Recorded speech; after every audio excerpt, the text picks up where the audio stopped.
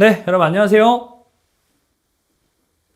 네, 오늘은 여러분들께 제가 이로운 기출해설이라는 이름으로 여러분들과 기출문제를 한번 풀어보려고 가져와 봤습니다. 자, 최근에 있었던 1월 달에 봤던 변호사 시험에서의 선택형 문제를 한번 가져와 봤어요.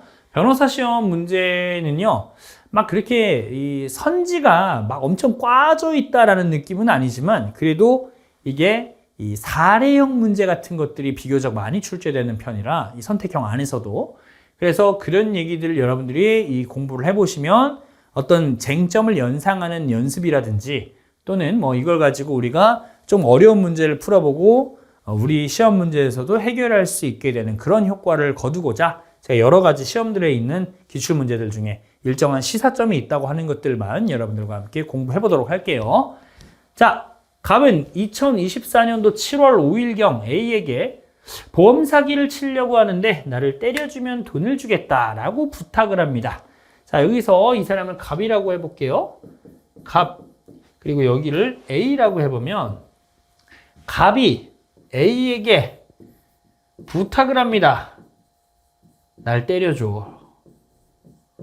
세상에 참 이상한 사람 많아요. 그죠? 날 때려줘. 라고 부탁을 했어요. 자, 그래서 A가 갑을 때립니다. 오케이, 알았어. 하고 퍽퍽퍽 때렸어요. 그리고서는 갑이 돈을 줍니다. 네, 재밌는 관계예요.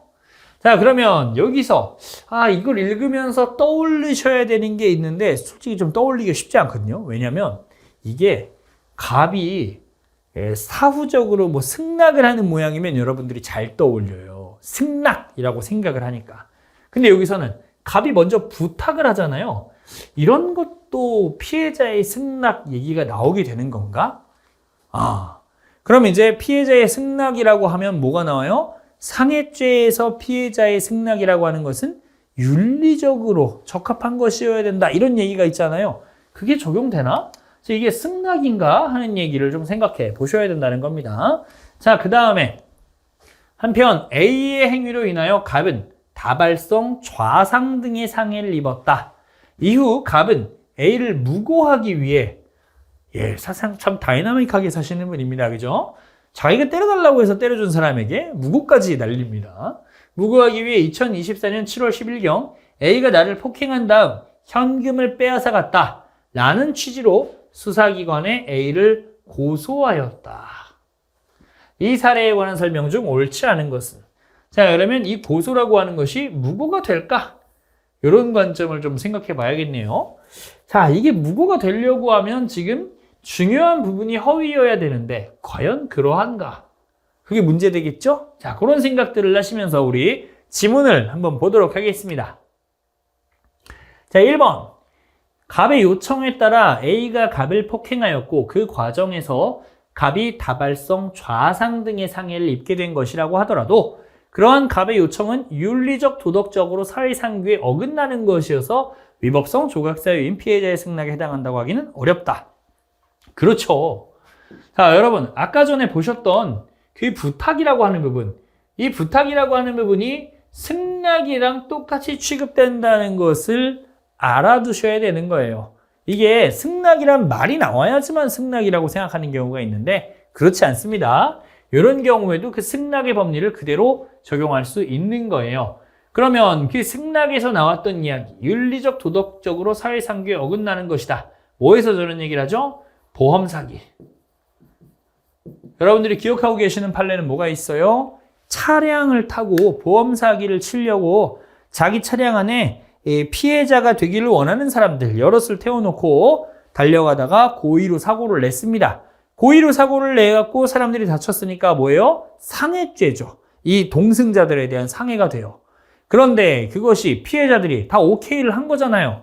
내가 여기 타겠다라고 말해서 탄 거니까 야, 이거 피해자들이 승낙한 거 아니야? 이렇게 된 사건에서 보험 사기 치려고 그것을 알고 승낙한 것은 이 상해죄의 위법성을 조각시키는 피해자의 승낙이라고 말할 수는 없다라고 우리 대법원이 얘기한 사건이 있죠. 여기서도 그걸 놓고 생각해 주셔야 되는 겁니다. 맞는 지문. 다음 이번에 A의 행위는 폭행 내지 상해의 범죄에 해당할 수 있는 것인 반면 갑의 고소사실은 A가 갈취 내지 강취의 범죄를 범하였다는 것이어서 그 고소사실의 일부가 허위인 경우에 해당한다. 자, 여러분 이게 무슨 얘기인가요? 여기서 이 고소의 내용, A가 나를 폭행한 다음 현금을 빼앗아갔다. 자기가 현금을 준 거면서 자, 저렇게 말을 하면 어떤 문제가 생기나요? 자, 이거는 공갈이라든지 강도행위처럼 얘기를 하는 거죠. 그러면 단순한 폭행과 이 공갈이나 강도의 이야기는 질적으로 달라지는 거 아닙니까? 그냥 단순한 과장이 아니라 이것은 상황 자체가 완전 다르다 라고 평가할 수 있다는 거예요. 그러면 여기서 이것은 허위인 경우에 해당한다. 무고죄에서의 허위라고 볼 수 있다는 거죠. 이 고소사실, 무고한 사실의 성질을 변경시키는 정도에 해당되니까. 그래서 허위인 경우에 해당한다. 동그라미. 자, 다음 3번에 갑이 자신의 의사에 따라 폭행을 당한 것인지 여부는 갈취 내지 강취 범죄의 성부에 영향을 미치는 중요한 부분이므로 위 고소 내용은 고소사실 전체의 성질을 변경시키는 것에 해당한다. 그렇죠? 그래서 자기가 말해갖고 폭행을 당한 것인가 아니면 강제로 갈취, 강취를 하면서 폭행을 당한 것인가 완전 다른 종류의 것이라는 거죠. 그래서 고소사실 전체의 성질을 변경시키는 것이다. 오케이. 그러니까 무고가 된다는 거예요. 자, 다음 4번에 무고죄는 개인이 부당하게 처벌 또는 징계받지 아니할 이익을 부수적으로만 보호하는 죄이므로 만약 A가 갑의 고소를 승낙한 경우에도 처분할 수 있는 자의 승낙, 형법 24조에 나오는 처분할 수 있는 자라고 말할 수가 없는 거죠. 국가적 법익이 들어가 있으니까. 따라서 그 경우에도 무고죄 성립에 영향이 없다. 맞는 얘기입니다. 자, 마지막 5번 보겠습니다. 만약 검사가 갑에게 무고죄가 인정된다고 판단하여 갑을 무고죄로 기소하고 A에 대해서는 불기소 결정을 하였는데 갑이 자신의 무고죄에 대한 재판 절차에서 무고를 자백하였습니다. 자, 그러면 A에 대한 불기소 결정이 내려짐으로써 형법 157조, 153조에서 정하는 재판이 확정되기 전에 해당되지 아니하므로 재판이 확정되기 전에는 뭘 해줘요, 여러분? 형을 필요적으로 감면하는 그러한 특례를 두고 있잖아요. 그래서 이 특례 규정이 적용될 수 있는 상황인가? 라는 거죠. 이 판례 여러분 뭔지 아시는 분들 많을 거예요. 근데 이걸 이렇게 적용되는 거구나 라는 생각을 한 적이 보통 없어. 그래서 이제 이걸 상상을 잘 못하고 이 판례 문장을 좀 헷갈려들 하거든요.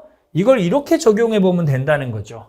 처음에 이 고소를 당했던 사람, 피고소인 A에 대해서 재판이 확정되기 전에 A를 제가 무고한 것입니다 라고 자백을 해야 이거 형 필요적 감면해준다 라고 말할 거 아니겠어요? 근데 그 과정에서 이 A가 재판까지 가지도 않았다. 그러면 이게 재판 확정 전이라고 말할 수가 있느냐? 왜? 사건은 끝난 거나 다름이 없으니까 기소유예를 받았다고 하면. 그런 측면에서 이 A의 재판이 확정되기 전 이렇게 유리한 사유로 해석해 줄 수 있는 것인지가 문제되는 거예요.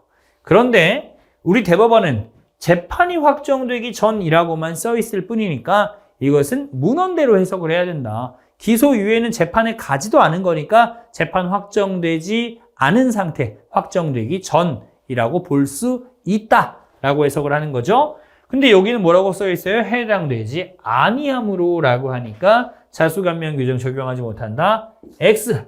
틀렸네요. 자, 그러면 정답은 5번이 되겠습니다.